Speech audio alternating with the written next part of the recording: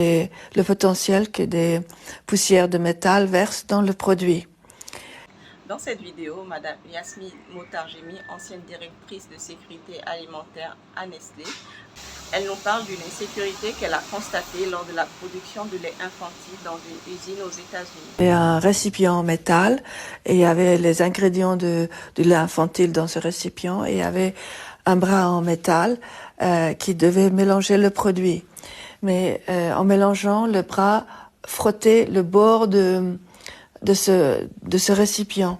Donc il y avait une friction métal-métal et le potentiel que des poussières de métal versent dans le produit.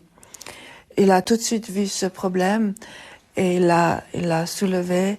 Le cynisme, c'est que le responsable de sécurité des aliments de l'usine, il lui a dit « Ah oui, c'est vrai, il y a 4 ans quand tu es venu, tu as dit la même chose. » Ce n'est pas tout. Il y a aussi le scandale de sucre ajouté, voire dissimulé, dans les laits infantiles destinés aux pays africains. L'image de Nestlé, la plus grande entreprise agroalimentaire du monde, a dissimulé du sucre ajouté dans ses produits destinés aux bébés, mais uniquement dans les pays pauvres et à faible revenu, notamment en Afrique. Les précisions de Julia Guggenheim à Abidjan.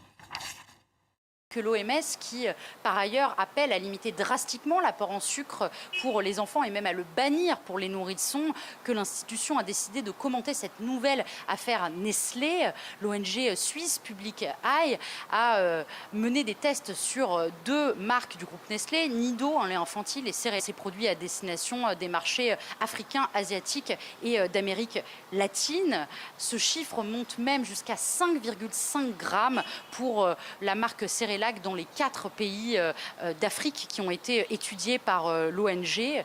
Alors, rendre les bébés accros au sucre, c'est bien ce qui est reproché aujourd'hui à Nestlé. Moi, c'est assez tout. Et si tu t'intéresses à une alimentation saine, consciente et disponible, ici, tu as la bonne adresse.